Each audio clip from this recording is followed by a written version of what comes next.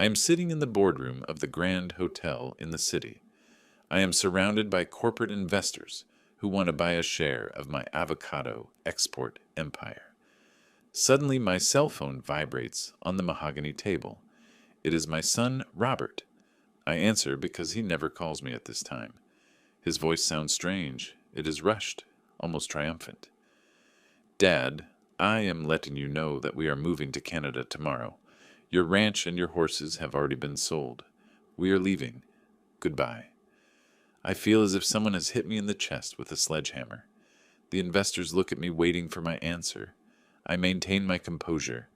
I take a deep breath and say with a calmness that even I do not understand. I understand, Robert. But you forgot one thing. In the background, I hear the shrill voice of my daughter-in-law, Danielle, screaming. What are you talking about, old man? I laugh. I laugh loud. Because the ranch they sold is not actually the one they think it is. Before I tell you how I got to this moment, I want you friends who are listening to leave a comment down below. Tell me where you are listening from. Are you in Texas, in California, maybe in New York or in another country? I would like to know who is on the other side of this story, because what I am going to tell you is something I never thought would happen to me, something I still struggle to believe. My name is Ernest Miller. I am 62 years old, and I was born right here in the countryside, in a working-class family. My father was a mechanic, and my mother sold homemade food at the local market. I grew up with nothing but with principles. I learned as a child that honest work and a man's word are worth more than any university degree. At 18, I went up north to work in the tomato fields. I slept in shared rooms with other laborers. I ate beans and bread and saved every dollar I earned. Years passed. Many years of sun on my back and dirt under my fingernails. But I had a dream, to have my own business. At 35, with the savings of almost 2 decades, I bought my first truck and started transporting produce from the fields to the distribution centers. Little by little, I grew. I hired drivers. I bought more trucks. Then I partnered with avocado growers in the valley and started exporting. It worked. 5 years ago, I sold part of my company to a conglomerate for an amount that I never imagined even in my best dreams. Overnight, I became a man with resources, much more than I would ever need. With that money, I bought a ranch on the outskirts of town in a quiet area surrounded by mountains and cornfields. It is not an ostentatious estate, but it has good acreage, thoroughbred horses, well-kept stables, and a main house with a view of the mountains. I plan to retire there, to live in peace, to ride horses at sunrise, to read the books I never had time to read, to enjoy what I had left of life without rushing, without stress. My wife Gloria died 8 years ago from a heart problem. It was fast, painful. Since then I live alone, although Robert, my only son, always insisted that I move in with him and Danielle, his wife. I refused, not because I did not love them, but because I valued my independence. Besides, Robert had his life in the city in a residential area uptown, and I preferred my ranch, my routine, my horses. Robert is 34 years old. He studied business administration at a private university that I paid for in full. He is my son. I love him. But he was always a restless young man, ambitious with big ideas and little patience to build them from the bottom up. He worked with me in the export company for a few years, but never showed real interest. He preferred the air-conditioned office and meetings with foreign clients to getting his hands dirty in the field. 3 years ago, he quit and started his own digital marketing agency with Danielle, his wife. She is from the city. She comes from a moneyed family, or at least that is what she presumes. Always well-dressed, always with perfect nails, always talking about trips to Europe and investments in cryptocurrency. At first, the relationship with Danielle was cordial. I tried to accept her, to give her her place, but over time I noticed things. Small things, the way she looked at my house when they came to visit me, the way she asked about my investments, my bank accounts, my properties, always with a smile, always casual, but with an insistence that made me uncomfortable. Robert laughed at my worries. Dad, Danielle just wants to learn from you. She admires what you have achieved. I said nothing more, but inside something did not add up. 6 months ago, Robert and Danielle started visiting me more frequently. Every weekend they appeared at the ranch with food, with wine, with small gifts. We want to spend more time with you, Dad, Robert said. Family is the most important thing. I was happy. I thought that finally my son was maturing, valuing time with his father. We ate together. We talked. We rode horses. Danielle stayed in the house checking her phone, but always kind, always smiling. But then the questions began. Questions about my documents. Dad, do you have your will updated? Do you know where the ranch deeds are? Do you have a power of attorney in case something happens to you? At first I answered with patience. I explained to them that everything was in order, that my lawyer, Mr. Henderson, a friend of a lifetime, had copies of everything. But the questions did not stop. Danielle insisted. Mr. Miller, you are already at a certain age. Do not you think it would be better for Robert to handle some things to avoid problems in the future? I smiled. I told them I was fine, that I felt perfectly capable of handling my affairs. But inside an alarm began to ring. Why so much sudden interest in my papers? Why so much urgency? One Sunday afternoon, about 4 months ago, we were on the terrace of the ranch drinking coffee, when Danielle dropped something that left me frozen. Mr. Miller, Robert and I have been thinking, how would you feel if we sell the ranch? We could invest that money in something more profitable. You could live with us in the city. You would be more comfortable, more accompanied. Robert nodded with enthusiasm. Yes, Dad. Here you are very alone, and the maintenance of the ranch is expensive. We could take care of everything. I looked at them intently. I felt a mixture of surprise and anger. This ranch is not for sale, I said firmly. It is my home. I am going to spend the rest of my days here. Danielle forced a laugh. Oh, Mr. Miller, do not get angry. It was just an idea. We wanted the best for you. Robert put his hand on my shoulder. Dad, it is okay. Do not worry. We just wanted to help. But that conversation left me uneasy. That night, alone in my room, I could not sleep. I looked at the ceiling, reviewing every word, every gesture. Why did they want to sell my ranch? Why so much insistence on me moving in with them? And above all, why did Danielle talk as if it were already a decision made? The next morning I called Mr. Henderson. I told him what had happened. He, who has known me for more than 20 years, listened to me in silence and then spoke. Ernest, be careful. I have seen cases like this. Families that take advantage of seniors. I'm not saying your son is like that, but keep your eyes open, and do not sign anything without consulting me first. I thanked him and hung up, but his words stayed bouncing in my head all day. The following weeks were strange. Robert and Danielle kept coming to the ranch, but I started noticing things I had overlooked before. Danielle looked through my desk drawers when she thought I was not looking. Robert asked questions about my bank accounts, about how much money I had invested, about who my partners were. I answered with evasions, with half-truths. My accountant handles that, I said. I do not get involved much in those details. One night after they left, I checked my desk. I found documents moved out of place. Papers that I always kept in a certain order were scrambled. I felt a chill. Someone had been looking for something, and that someone could only be Robert or Danielle. I decided to take measures. I hired a trusted locksmith and changed the locks on all the ranch doors. I installed a new safe in my room and kept all my important documents there. Deeds, will, contracts, account statements. I also asked Mr. Henderson to keep copies of everything in his office. If something happens to me, I told him, you know what to do.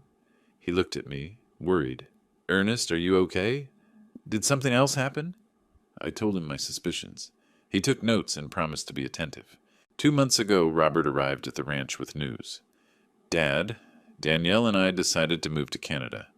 We have an incredible business opportunity in Toronto. We are going to open a branch of our agency there. We want you to come with us. I stayed silent, processing the information. Canada? I asked. Yes, Dad. It is a unique opportunity. There is a lot of future there. Here, things are difficult. The economy. We want to start over. Danielle added, Mr. Miller, you could sell everything here and invest with us there. We would live together. It would be perfect. I shook my head. Son, I was born here. Here is my life, my memories, my land. I am not going anywhere, but if you want to go, you have my blessing. You are an adult. Make your own decisions. Robert seemed annoyed. Dad, oh, do not be stubborn. You would be better off there. There is nothing for you here anymore. Those words hurt me. Here is my ranch, my horses, my history. I replied, that is everything to me. Danielle insisted for weeks. Calls, messages, visits, always with the same topic. Sell the ranch. Go with them. Invest in their business. I stood firm. But I started to notice something more disturbing. Robert began to make comments about my health. Dad, I see you tired. Are you sleeping well? Have you thought about getting a medical checkup? At your age, it is important. Danielle added, Mr. Miller, the stairs in this house are dangerous. A stumble and you could break your hip. Wouldn't you prefer a one-story house? Those comments made me nervous. Not because I had health problems. I feel perfectly fine. I exercise. I ride horses. I eat healthy. But because they seemed like insinuations, as if they were planting a narrative where I was a fragile old man, confused, incapable of taking care of himself alone. 3 weeks ago, I received a call from an unknown number. It was a woman. Her voice sounded young, nervous. Mr. Ernest Miller? She asked. Yes, it is me. Who is speaking? There was a pause. You do not know me, but I work at a notary office here in town. I saw some documents that I think you should know about. Documents related to your ranch. My blood froze. What documents? I asked. I cannot talk on the phone. Can we meet? It is urgent. We agreed to meet at a downtown cafe the next day. I arrived on time. The woman was young, about 30 years old, well-dressed, with a worried face. She introduced herself as Lily, a legal assistant. She took out a manila envelope and put it on the table. Mr. Miller, a week ago a young man arrived at our notary with a lady. They said they were your son and your daughter-in-law. They presented a power of attorney supposedly signed by you, which authorized them to sell your ranch. I felt the floor move under my feet. That is impossible, I said. I never signed anything like that. Lily nodded. I know. That is why I'm here. The notary reviewed the document, and it seemed suspicious to him. The signature did not match well with other signatures of yours that we had on file. He asked the man to return with you in person to verify. The man got very upset and left, but I kept a copy of the document before they took it away. She showed me the paper. It was a forged power of attorney. My name. My signature imitated clumsily, authorizing Robert Miller to sell all my properties. My hands were shaking. My son did this. Lily lowered her gaze. I cannot assure it, but the man who came identified himself as Robert Miller. He was accompanied by a blonde, elegant woman, Danielle. I felt a mixture of fury, sadness, and fear. What can I do? I asked. Lily explained to me that I should report the attempted fraud, that I should protect my properties immediately. She recommended a lawyer specializing in family fraud. I left that cafe as if in a trance. My own son, my own blood, trying to rob me, trying to strip me of everything I had built. I could not believe it, but the evidence was there in that manila envelope that I pressed against my chest. That same afternoon, I went straight to Mr. Henderson. I showed him the fake document. He turned pale. Ernest, this is serious. Very serious. This is fraud. They could go to jail. I nodded. I know, but I need to be sure. I need more proof. I need to understand how far this goes. The lawyer suggested hiring a private investigator, someone who could follow Robert and Danielle, document their movements, their contacts, their plans. I hired an investigator, An ex-cop recommended by Henderson. His name is Gus. A serious guy, discreet, professional. I gave him all the information, photos of Robert and Danielle, their addresses, their routines. Gus went to work immediately. Meanwhile, I kept acting normally. Robert and Danielle continued visiting me, smiling, talking about Canada, insisting that I sell the ranch. I nodded, pretended to be thinking about it. Maybe you're right, I told them. Maybe it is a good idea to start over. Danielle smiled triumphantly. Robert hugged me. I knew you would come to your senses, Dad. Inside, I was dying of rage, but I controlled myself. I needed to know more. I needed solid evidence. Gus worked fast.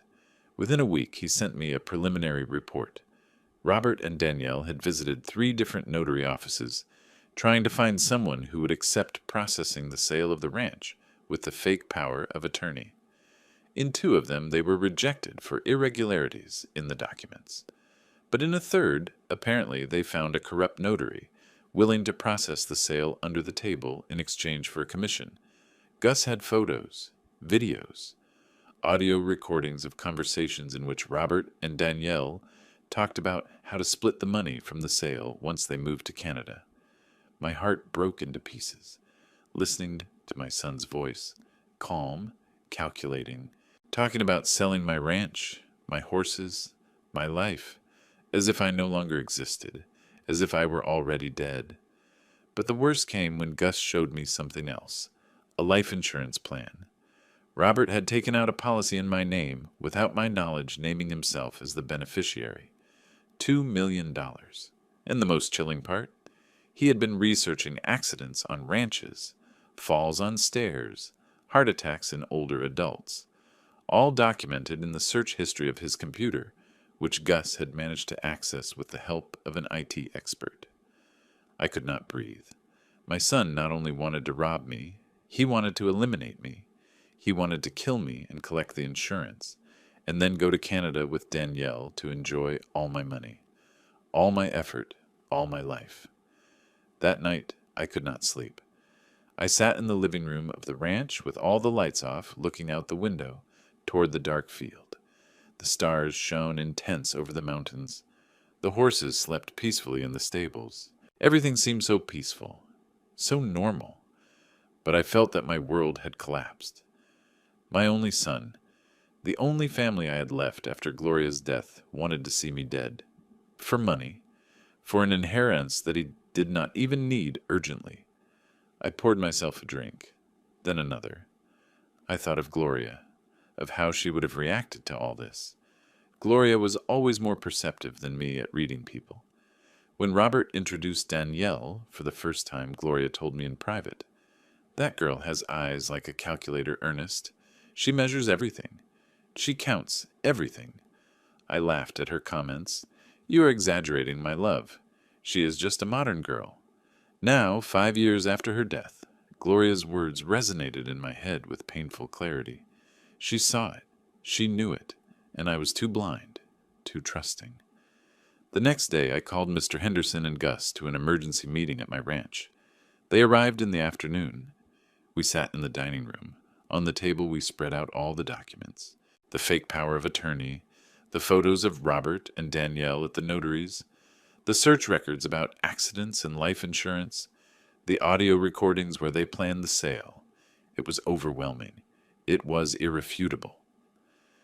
"Ernest," said Henderson with a grave voice, "you have enough evidence to file criminal charges.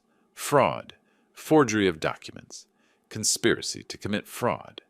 If we include the life insurance issue and the searches about accidents, we could add attempted premeditated murder. This is very serious." Gus nodded. "Mr. Miller, these kids were not playing. They had everything planned. The sale of the ranch, the insurance, the move to Canada. They even already had plane tickets bought for 3 weeks from now." I felt a mixture of rage and sadness so intense that I had to get up from the table and walk to the window so as not to break down in front of them. I took a deep breath. I held back the tears. "What do you recommend I do?" I asked without turning around. Henderson cleared his throat. The ideal thing would be to file a formal complaint with the district attorney, but I understand he is your son. If you want, we could confront them first. Give them the opportunity to explain themselves, to recant. Gus interrupted. With all due respect, counselor, these two already crossed all the lines. They are not going to recant. They are going to deny everything. And if they feel discovered, they could accelerate their plans. I turned toward them. Accelerate their plans? You mean... Gus looked me straight in the eyes. Mr. Miller, if they realize that you know they could try something desperate, we do not know how far they are willing to go. They already forged documents.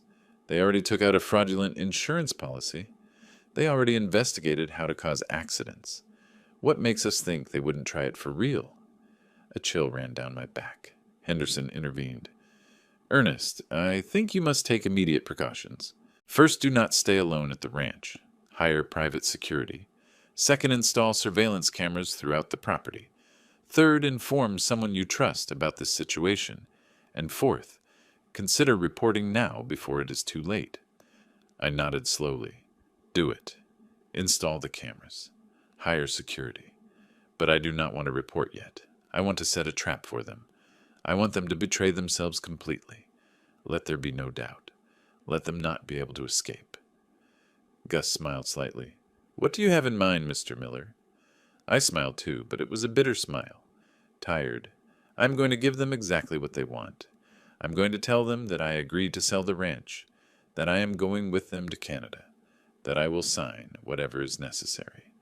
And when they lower their guard, when they believe they won, we will catch them red-handed.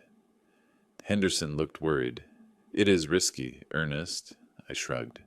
Everything in this situation is risky, but I am not going to let my son get away with it. I am not going to let them steal what took me a lifetime to build. And above all, I am not going to give them the pleasure of seeing me as a helpless victim. Gus clapped softly. I like your style, Mr. Miller. Let's work on the details. We spent the next few hours designing the plan. First, the next day, hidden cameras would be installed throughout the house. Living room, dining room, kitchen, my room, the study. Also, microphones.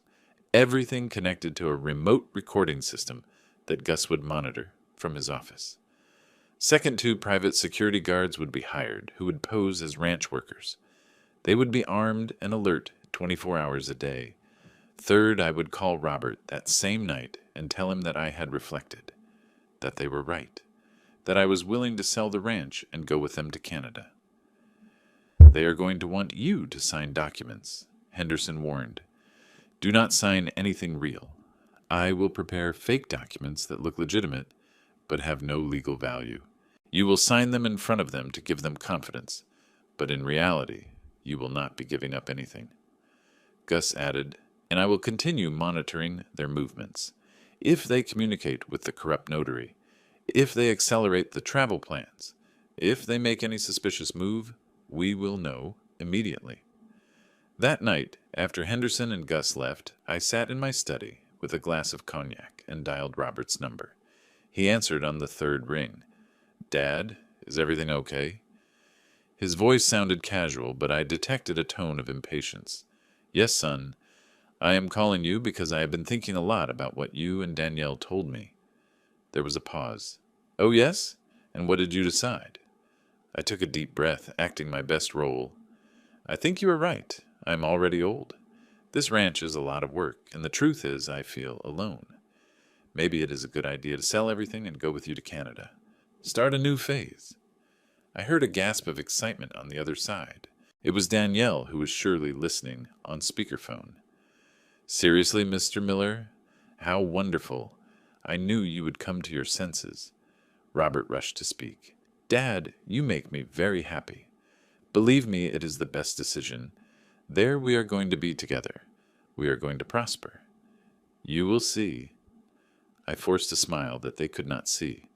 Yes, son, but I need you to help me with all the paperwork.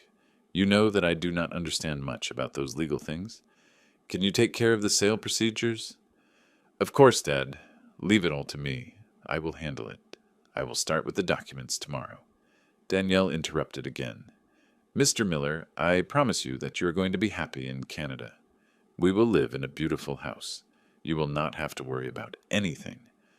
I swallowed, holding back the nausea that listening to their lies provoked in me.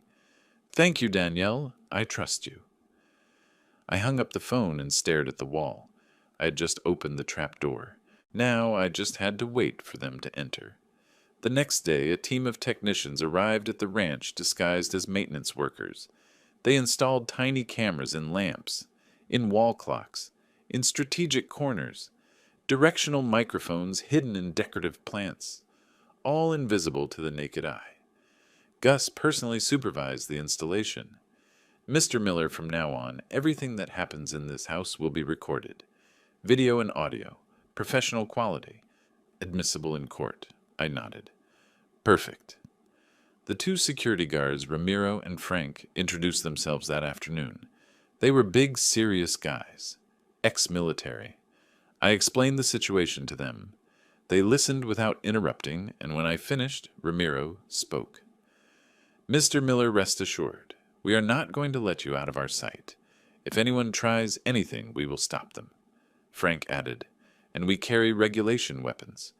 We will only use them in case of emergency, but we have them. That same afternoon, Robert and Danielle arrived at the ranch without warning. They brought a bottle of champagne and a face of happiness that turned my stomach. Dad, we came to celebrate your decision, shouted Robert as he entered. Danielle kissed me on the cheek. Mr. Miller, we are so happy. You did the right thing. I smiled and invited them in. The hidden cameras recorded every movement, every word. We sat in the living room. Robert opened the champagne and poured 3 glasses. We toasted. To new beginnings, said Robert. To family, added Danielle. I raised my glass without saying anything. I took a sip and watched them. Robert took a folder out of his briefcase. Dad, I brought some documents for you to review. They are the ranch sale papers. I found a buyer very interested who offers a good price. I just need you to sign here and here. He showed me several documents. I took them and pretended to read them carefully. I recognized the trap immediately. They were real sales documents. If I signed there, I would be legally giving up my ranch. But I acted confused. Son, this is very technical. Shouldn't we take them to a notary to explain to me? Robert got slightly nervous. No, Dad. It is not necessary. I already consulted with a lawyer. Everything is in order. Just sign, and I will take care of the rest. Danielle intervened. Mr. Miller trusts Robert. He knows what he is doing. We do not want to complicate things with lawyers and notaries. It is more expensive and takes longer. I pretended to doubt. Well, if you say it is okay. I took a pen. Robert and Danielle looked at each other with complicity, but at that moment, as if it were a perfect coincidence, my phone rang. It was Henderson following the plan.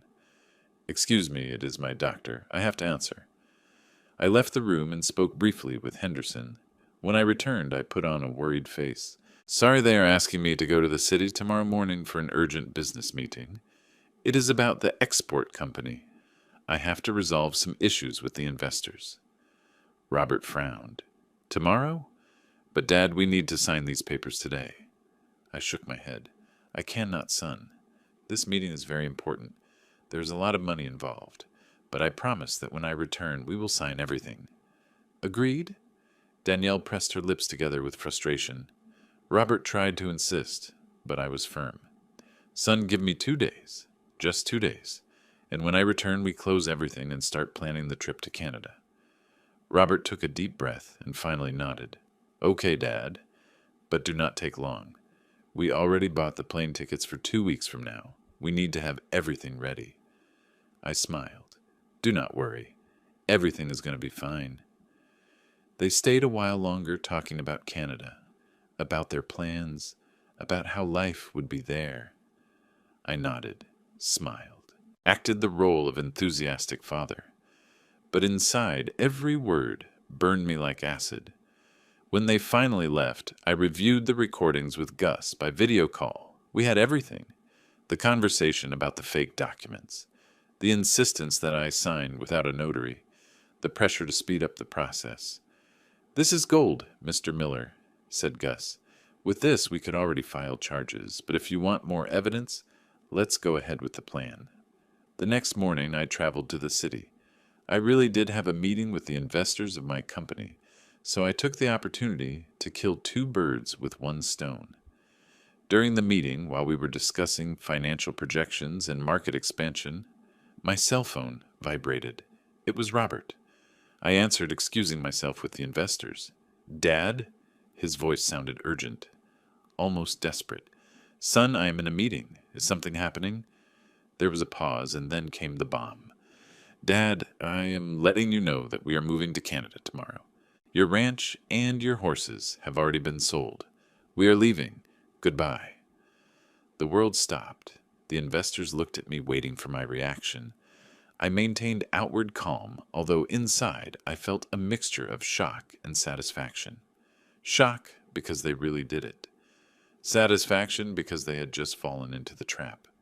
I took a deep breath and responded with a calm, controlled voice. "I understand, Robert, but you forgot one thing." I heard Danielle scream in the background. "What are you talking about, old man?" I laughed. I laughed loud, genuinely. The investors looked at me confused. One of them, a gentleman from Texas named Richard, asked, "Everything okay, Ernest?" I gave him a sign that yes, and returned to the phone. "Robert, you forgot that the ranch you sold is not mine." Silence on the other side. "What? What do you mean?" His voice trembled. I continued, savoring every word. "The ranch that has the deeds in the name of Ernest Miller is one that I bought 3 months ago in another county. A small property of 10 acres that is not worth even a fifth of my real ranch. That was the one you sold with your fake documents. My ranch here. The big one. The one with the thoroughbred horses. The one with 100 acres. That one is registered under the name of a trust I created years ago. You cannot sell it even if you wanted to. You have no access. You have no power. You have nothing." The silence on the other end was sepulchral. Then I heard Danielle scream, "That is impossible. We checked the documents. We made the sale." I laughed again. "You checked the documents that I wanted you to check. You made the sale of a property that is worth nothing. And the best part of all, son, is that everything is recorded. Every conversation. Every fake document you presented to me. Every attempt at fraud. Every lie. Everything." "Dad, I do not know what you are talking about. You said you wanted to sell. You agreed." Robert tried to defend himself, but his voice sounded weak, scared. "I never signed anything legal, Robert. The documents I signed in front of you were fakes, prepared by my lawyer, to prove your intentions, and it worked perfectly. Now I have enough evidence to put you in jail for fraud, forgery of documents, and conspiracy. Oh, and also for the life insurance you took out in my name, and your internet searches about accidents on ranches." There was a gasp. Danielle started sobbing in the background. Robert stammered, "Dad, wait. We can talk about this. It was a misunderstanding. Danielle convinced me. I did not want to. I interrupted him with a cold voice that even I did not recognize. "I do not want to hear any more lies, Robert. I have a meeting to attend. My lawyer will be in contact with you. And by the way, those tickets to Canada you bought, I hope they are refundable, because the only place you are going to travel to is to face a judge." I hung up. The investors looked at me with their mouths open. Richard whistled, impressed. "Ernest, that was intense. Family trouble." I sat down wearily. "You have no idea, Richard. No idea." After hanging up, I apologized to the investors and explained briefly that I had an urgent family situation to attend to. Richard, who is about 70 and has been doing business for decades, put his hand on my shoulder and told me, "Ernest, I've been in business long enough to know that the worst betrayals come from those closest to us. Handle your business. We'll reschedule." The others nodded with understanding. I thanked them, gathered my documents, and left the hotel. In the taxi, on the way to the airport, I called Mr. Henderson. He answered immediately. "Ernest, Gus just informed me. Robert and Danielle are in total panic. We saw them on the security cameras we installed near their house. They are loading suitcases into the car. It looks like they are trying to flee. I felt a twinge of bitter satisfaction. Are you sure? Completely. Gus already alerted the DA. We have an arrest warrant ready. The police are on their way to intercept them before they reach the airport. My heart was beating hard. Everything was happening very fast. Henderson, I need to be there when they arrest them. I cannot miss that moment. He hesitated. Ernest, I do not know if that is a good idea. It could be emotionally difficult. I shook my head even though he could not see me. I need to see it. I need to see with my own eyes that this is ending. Henderson sighed. Okay, I will send you the location. Gus will be there too. But keep your distance, please. Let the authorities do their job. I changed the taxi route and headed toward the north side of town where Robert and Danielle lived. The journey took almost an hour.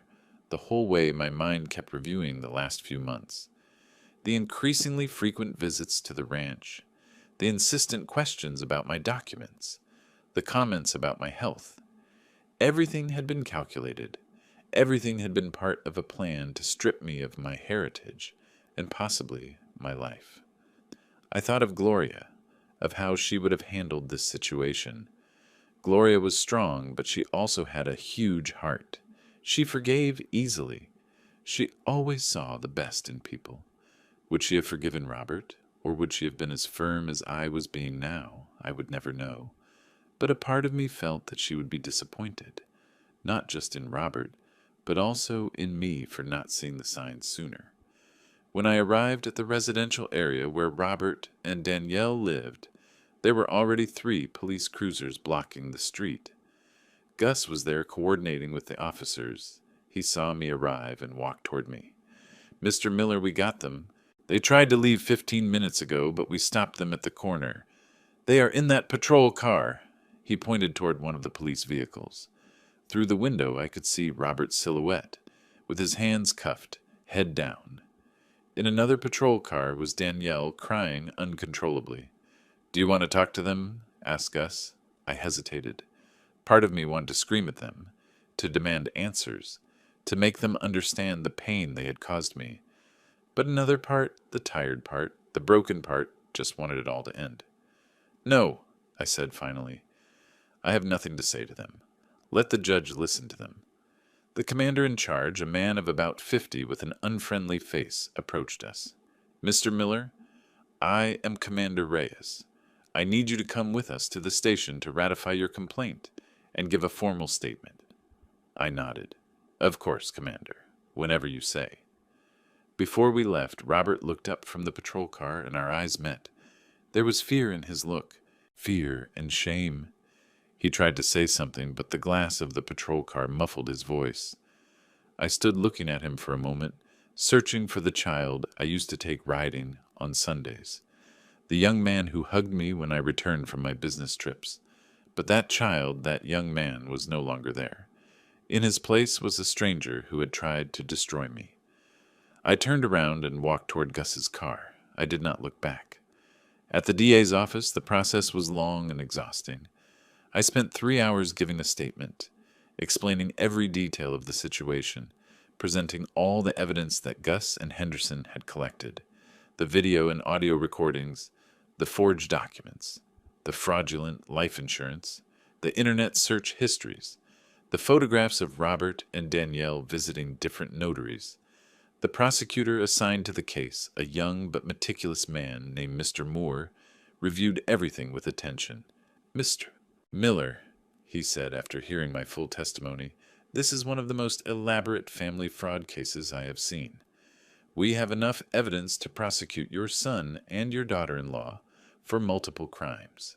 Forgery of documents, aggravated fraud, identity theft, conspiracy to commit asset fraud, and given the life insurance issue and the searches about accidents, we could explore charges of conspiracy to commit a felony against your physical integrity. Each word was like a hammer blow to my chest. How much time could they get? I asked with a hoarse voice. The prosecutor did some mental calculations. Adding up all the charges, we are talking about between 15 and 25 years in prison, maybe more if we manage to prove the intent to cause physical harm. 25 years? My son could spend what was left of his youth in jail. I felt nausea. Mr. Miller, continued the prosecutor, I understand that this is an extremely difficult situation for you. He is your son. But I have to ask you, are you sure you want to proceed with all the charges? Because once this moves forward, there will be no turning back. I looked him directly in the eyes. Mr. Moore, my son not only tried to rob me, he had plans that put my life at risk. If I hadn't discovered this in time, I could be dead right now. So yes, I am sure. I want justice to be done. He nodded respectfully. Understood. We will proceed then. Robert Miller and Danielle Torres will be formally charged tomorrow. The judge will decide if he grants them bail or if they remain in preventive detention during the process. Given how elaborate the plan was and the flight risk they already tried to leave the country, I will recommend preventive detention. I left the station when it was already night. Gus was waiting for me outside.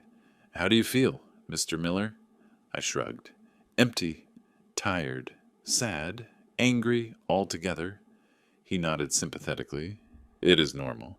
What you just did required immense courage. Not many parents would have the strength to face their own son in this way. I sighed. I do not feel brave, Gus. I feel like a failure. I failed as a father. If Robert came to this, it was because I did something wrong raising him. Gus denied emphatically. No, Mr. Miller. You gave him everything, education, opportunities, love. But there are people who simply choose the wrong path. Ambition, greed. Those are personal decisions. You are not to blame for your son's bad decisions. His words comforted me a little, but the weight of guilt remained there pressing on my chest. The following days were a media whirlwind. The story leaked to the local press. Businessman denounces his son for trying to strip him of his assets. Reporters started calling me, looking for me, camping in front of my ranch. I did not want to talk to anyone. I locked myself in my property with Ramiro and Frank guarding the entrance, rejecting all the journalists. Henderson kept me informed of the legal process. Robert and Danielle were formally charged. The judge, after reviewing the evidence, determined that they represented a flight risk and ordered preventive detention for both. Robert was sent to the county jail, Danielle to the women's facility. Both would have to wait there for the trial. A week after the arrests, I received a letter. It was from Robert. It was handwritten on a sheet torn from a notebook. The handwriting trembled as if he had cried while writing. It said, Dad, I do not know if you will read this. I do not know if you hate me. Probably you should hate me. But I need you to know that I'm sorry. I'm sorry for everything. I know there is no excuse for what I did. I know I betrayed you in the worst way possible. I know I lost all right to call you father. Danielle convinced me. She pressured me. She made me believe we deserved your money, that you were selfish for not sharing everything with us. But that justifies nothing. I made the decisions. I signed the fake documents. I looked for the way to deceive you. There is no forgiveness for what I did. I just want you to know that the son who hugged you as a child, that one is still in here, buried under layers of ambition and stupidity, and that son is destroyed by what he did to his father. I love you, Dad. I have always loved you, even if you do not believe it, even if it no longer matters. Robert. I read the letter 3 times. I cried. I cried like I hadn't cried since Gloria's death. I cried for the son I lost, for the family that crumbled, for the betrayal I never thought was possible. But I also cried for that child he mentioned in the letter, the child I raised on my shoulders around the ranch, the child who gave me drawings on Father's Day. Where had that child gone? At what moment did I lose him? That night alone in my study with a bottle of whiskey half finished, I called Henderson. I need to talk to Robert, I told him. He was surprised. Ernest, are you sure? It is not necessary. The legal process is running its course, I insisted. I do not care about the legal process right now. I need to talk to my son face to face one last time. Henderson made the arrangements. 3 days later, I found myself in the visitation room of the county jail. Robert entered escorted by a guard. He wore the beige uniform of the inmates. He had lost weight. He had deep, dark circles. When he saw me, he stopped dead. Then he walked slowly toward the chair in front of me and sat down. We stared in silence for what seemed like an eternity. "Thank you for coming," he said finally with a broken voice. I nodded without saying anything. "Did you receive my letter?" he asked. "Yes." Another silence. Robert took a deep breath. "Do you believe me? Do you believe I'm sorry?" I looked him straight in the eyes, searching for sincerity. "I want to believe you, Robert. But you lied to me for months. You deceived me. You planned to rob me, possibly harm me. How do I know this is not another manipulation?" He lowered his head. "You do not know. You cannot know. But I swear to you by Mom's memory that I am sorry, that I regret every second of every day since they arrested me." The mention of Gloria made me tremble. "Do not bring your mother into this," I said with a hard voice. "She would never have approved of what you did. Never." Robert nodded with tears rolling down his cheeks.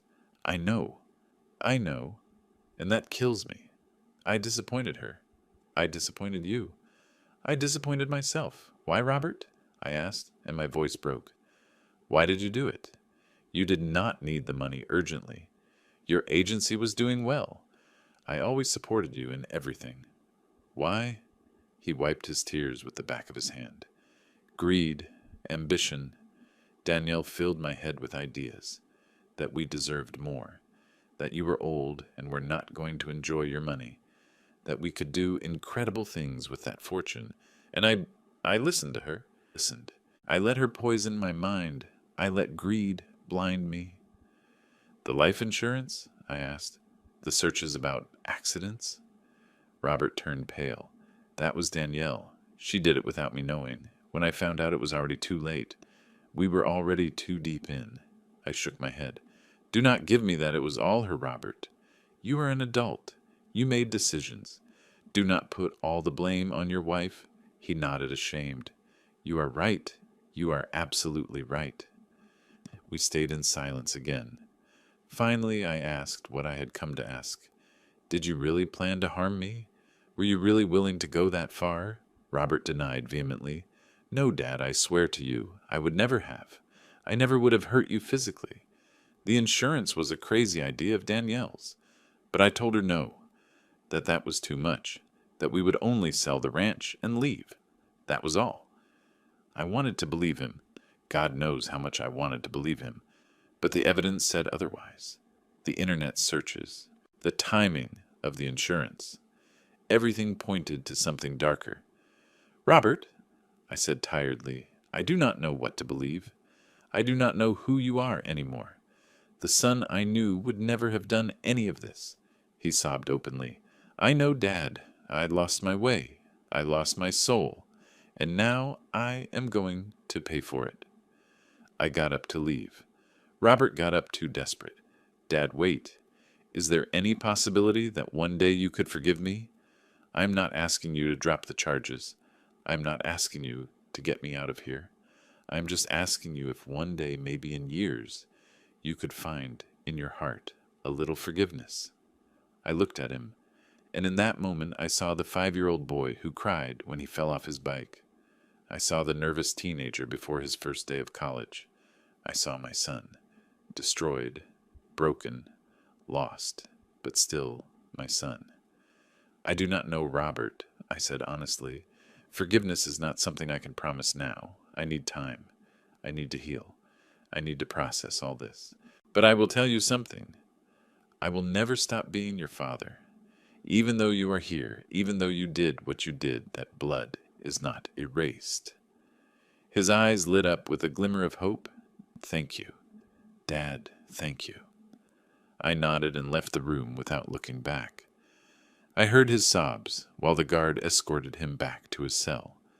The following months were the most difficult of my life. More difficult even than when I lost Gloria, because at least back then the pain was clean, pure, without the contamination of betrayal. Now I carried a complex pain full of layers, sadness for the loss of my son, rage for the betrayal, guilt for not having seen it coming, and a deep loneliness that consumed me from the inside. The trial began in February.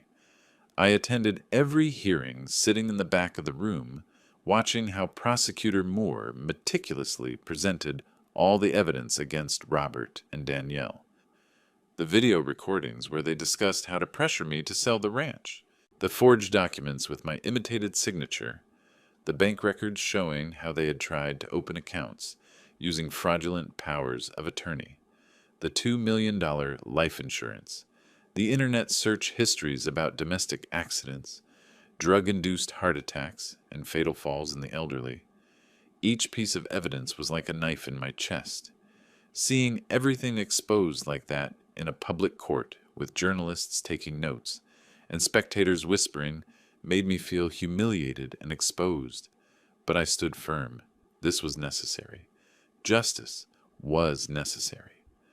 Robert's defense attorney, a lawyer named Campos, hired by Danielle's family, tried to argue that it had all been a misunderstanding, that Robert simply wanted to help his elderly father manage his assets, that the documents were a miscommunication, that the life insurance was a legitimate policy to protect the family.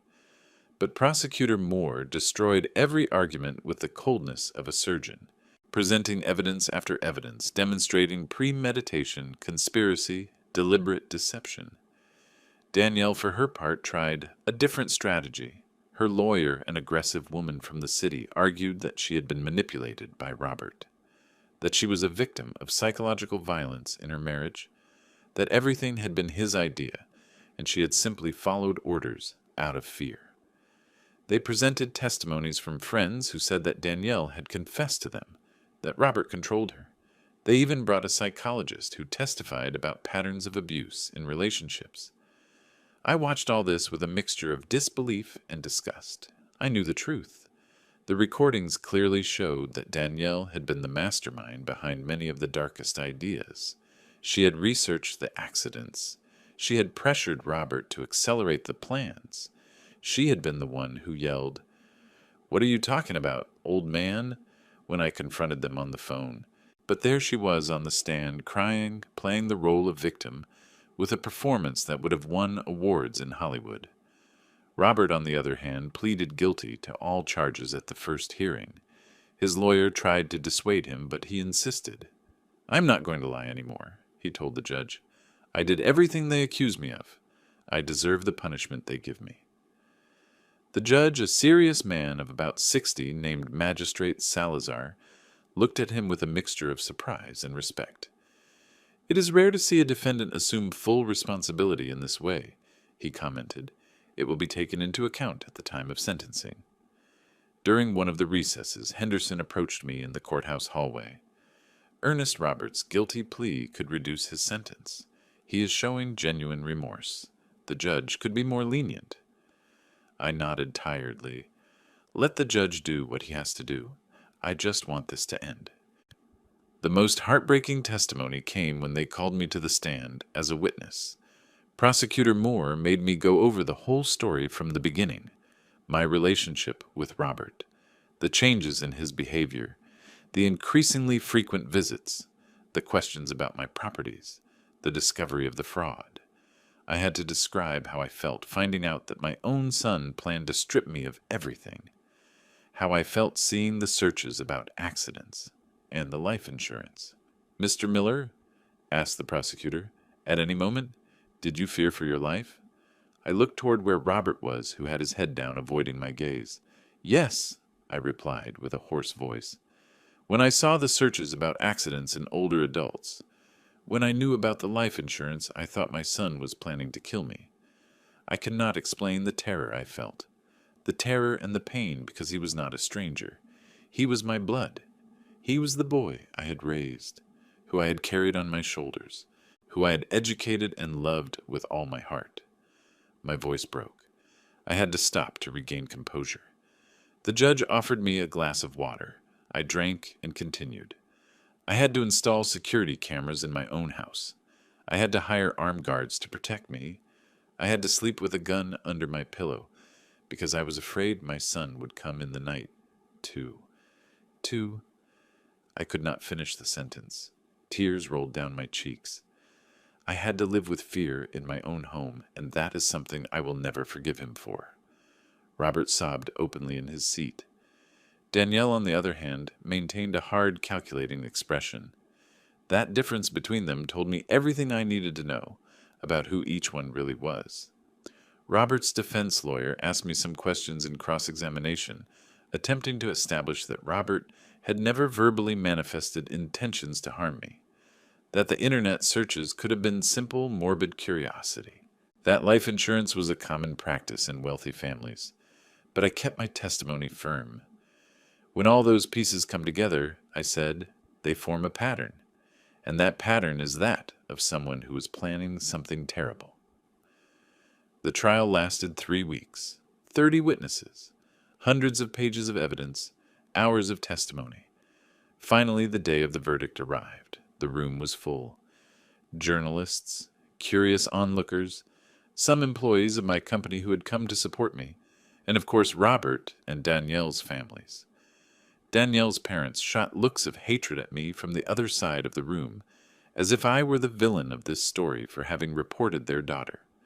Judge Salazar entered, and we all stood up. He sat down, reviewed his documents, and began to read. After exhaustively reviewing all the evidence presented, the testimonies of the witnesses, and the statements of the defendants, this court has reached the following conclusions. My heart was beating so hard I could hear it in my ears. The judge continued. In the case of Robert Miller, who pleaded guilty to all charges of aggravated fraud, forgery of documents, identity theft, and conspiracy to commit asset fraud, this court finds him formally guilty. However, taking into account his cooperation with justice, his voluntary declaration of guilt, his evident repentance, and the fact that the asset dispossession was not consummated thanks to the preventive measures taken by the victim, this court determines a sentence of 12 years in prison with the possibility of reduction for good conduct. 12 years! Robert closed his eyes and breathed deep as if he had expected something worse. I felt nothing. Neither satisfaction nor sadness, just a huge void. In the case of Danielle Torres, continued the judge, who pleaded innocent and claimed to have been a victim of manipulation, this court has carefully reviewed her defense. However, the evidence clearly demonstrates that Mrs. Torres not only actively participated in the fraudulent scheme, but was the intellectual author of several of the most serious elements of the plan, including the fraudulent life insurance and the investigations into methods to cause physical harm to the victim. Danielle turned pale. Her lawyer tried to object, but the judge raised his hand to silence her. The victimization strategy presented by the defense is not compatible with the audio and video evidence that shows Mrs. Torres taking active decisions, pressuring her husband, and demonstrating detailed knowledge of every step of the fraudulent plan. Therefore, this court finds her guilty of all charges, and given the severity of her participation and her lack of remorse, the sentence is 18 years without possibility of reduction during the first 10 years. Danielle screamed, her mother sobbed. Her father stood up furious, shouting that this was an injustice. The guards had to intervene to maintain order. I remained seated, immobile, processing everything. 18 years for Danielle, 12 for Robert. My lawyers approached to congratulate me. Justice, they said. Justice was done. But I did not feel victorious. I felt destroyed. After the verdict, I left the courthouse surrounded by journalists. Microphones in my face, cameras. Questions shouted. Mr. Miller, how do you feel? Are you going to forgive your son? Do you think the sentence was fair? I answered nothing. Ramiro and Frank escorted me to my truck, and we left. That night back at my ranch, I sat on the terrace with a bottle of expensive tequila, Gloria's favorite. I looked at the stars, the same stars I had looked at with my wife on this same terrace years ago when Robert was a child, and everything seemed simple and full of hope. I drank straight from the bottle and let the tears flow freely. I cried for my son, for the family I had lost, for the years we would never get back. The following months were of adjustment. I had to learn to live with the reality that my only son was in prison for having betrayed me. People in town looked at me with pity. Some congratulated me for my courage in reporting. Others criticized me for having sent my own blood to jail. Family is sacred, they told me. You should have forgiven him. But they did not know.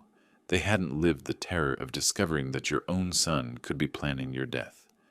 Robert wrote me weekly letters from prison. I read them all, although I did not answer. In every letter, he asked for forgiveness. He spoke of his regret, of the psychological therapies he was taking, of how he had found God in prison, something that made me smile bitterly, because Robert had never been religious. But I wanted to believe it was genuine. I wanted to believe that my son was really changing. 6 months after the trial, I decided to visit him. I do not know what drove me. Maybe loneliness. Maybe the need for closure. Or maybe deep down the love of a father that never completely extinguishes, no matter how deep the wound. I found him different. He had gained weight. He looked healthier. He worked in the prison library, he told me. He was studying, reading books on philosophy and spirituality. Dad, he told me with wet eyes, these months have given me time to think, to really understand the magnitude of what I did. I not only robbed you or tried to rob you, I took away your peace. I took away your trust. I took away your family. Those are things I can never give back to you, no matter how many years I spend here. I nodded in silence. He continued, I've been reading about forgiveness, about redemption, and I understand that I have no right to ask you for it, but I want you to know that I will dedicate the rest of my life inside or outside of this prison to trying to be the man you deserve as a son, not to win you back, because I know that may be impossible, but because it is the right thing to do.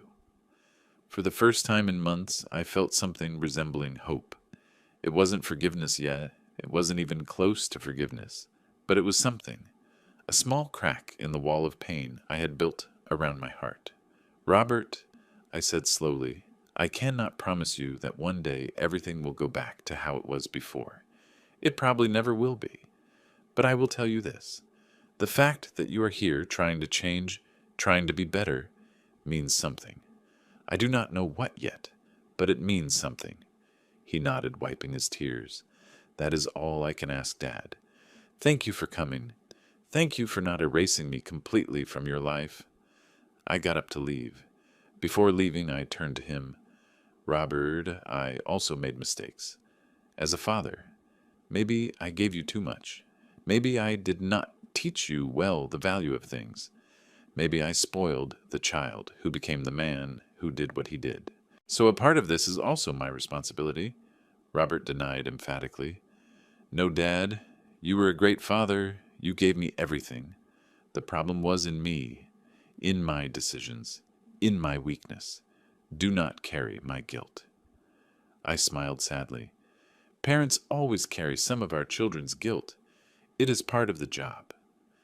I left that prison with mixed feelings. Pain still, of course, but also something else. Something that eventually, with time and work, could become healing. Another year passed. In that time, I sold my avocado export company completely. I no longer had the energy to manage businesses. I officially retired. I dedicated myself to the ranch, to my horses, to reading, to riding at sunrise. I hired a young administrator, an honest boy from a nearby town, to help me with daily operations. I also started speaking publicly about my experience. Senior citizen organizations invited me to give talks about family fraud, about how to protect oneself, about warning signs. At first I resisted. I did not want to expose my pain in public. But then I realized my story could help others. It could save other seniors from suffering what I suffered. In one of those conferences, a gentleman of about 70 approached me afterward with tears in his eyes. Mr. Miller, he told me, thank you for sharing your story. My daughter has been pressuring me for months to give her power over my bank accounts. After listening to you, I am going to investigate more before doing anything.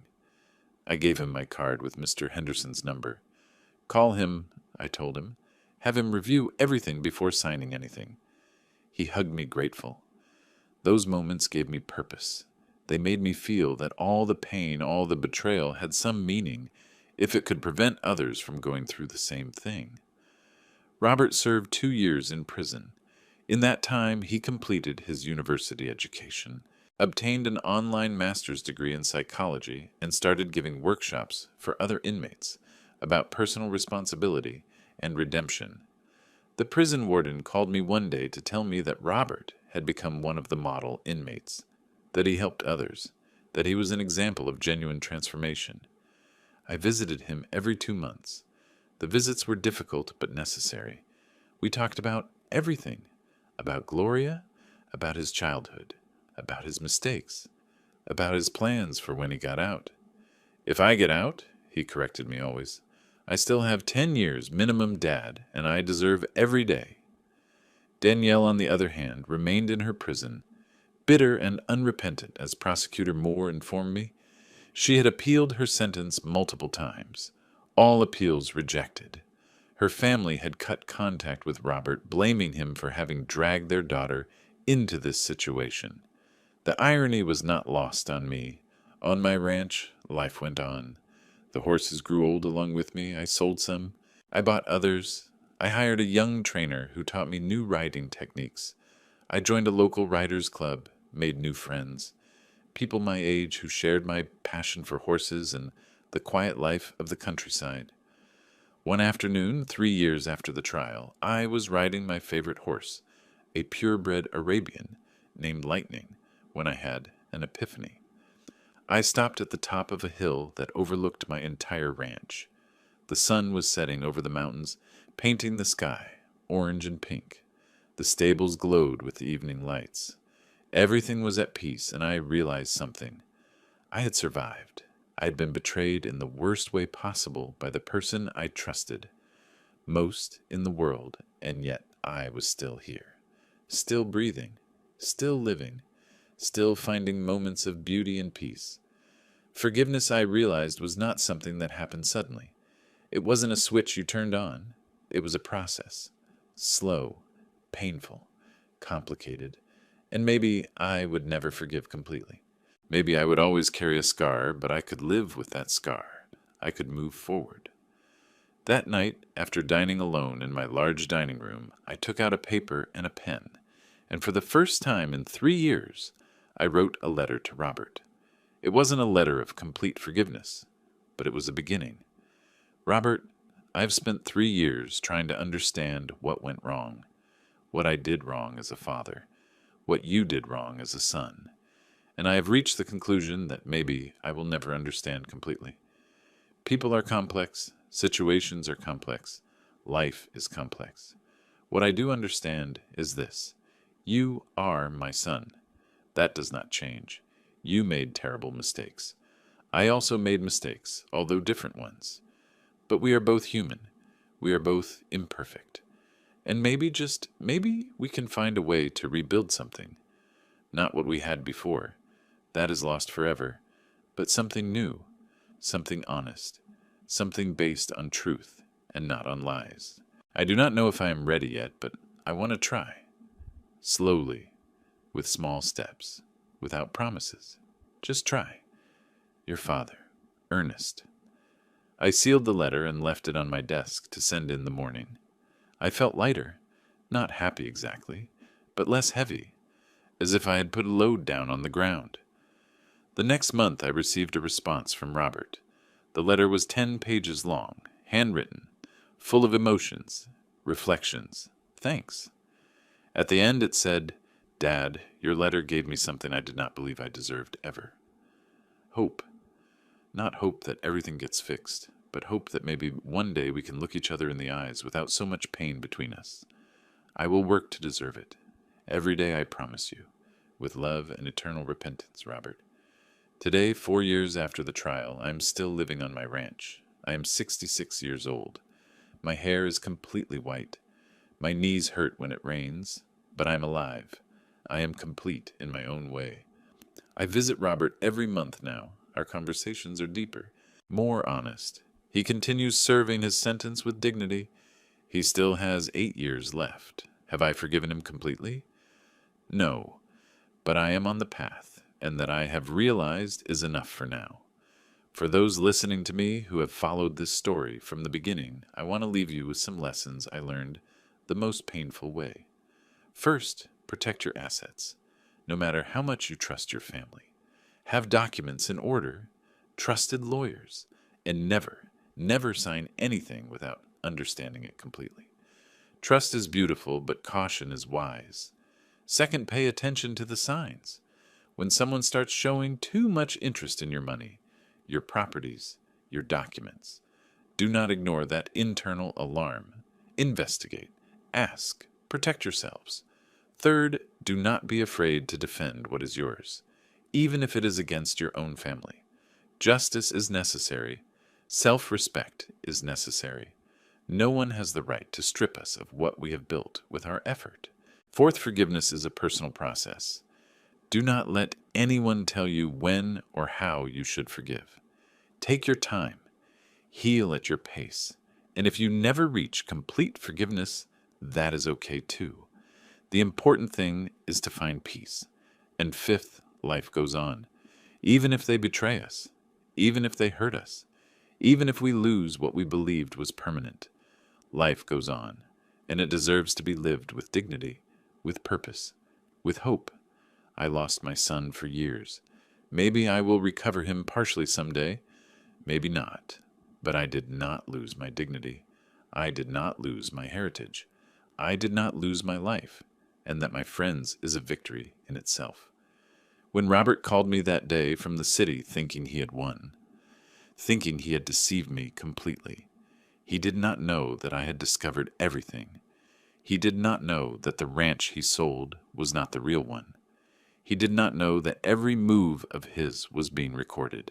He did not know that justice was waiting for him around the corner. And when I laughed on the phone when I told him, "You forgot one thing," I was not laughing a cruel victory. I was laughing from sadness, because in that moment I understood that I had won the battle, but I had lost my son. And that laugh was half triumph, half crying. Today I look back and see all the road traveled, the mistakes, the successes, the pain, the slow healing, and I realize that this experience, however devastating it was, taught me something fundamental. We are stronger than we believe. We can survive betrayals that we think would destroy us. We can rebuild ourselves after being broken. My final message for you, especially for the seniors listening to me, do not give in. Do not allow anyone, family, or not to strip you of your dignity, of your heritage, of your peace. You worked all your life to have what you have. You deserve to enjoy it. You deserve to protect it. And you deserve justice if someone tries to take it away. And if you are going through something similar, know this. You are not alone. There are resources. There is legal help. There are organizations that protect seniors against financial abuse. Seek help. Do not suffer in silence. I will continue here on my ranch in the country, riding my horses at sunrise, reading under the shade of the trees, living every day with the dignity that I earned with decades of honest work. And when Robert gets out of prison, if by then I am still here, maybe we can sit together on this same terrace where I am now and build something new from the ruins of what we were. But that will be another chapter, another story. For now, this story ends here, with a man of 66 years, survivor of the worst betrayal, still standing, still breathing, still believing that tomorrow can be a better day. Thank you for listening to my testimony. May God bless and protect you. And remember, family should be sacred, but personal dignity is too. Never sacrifice one for the other. This is my story, the story of Ernest Miller, a man who almost lost everything, but who in the end saved himself.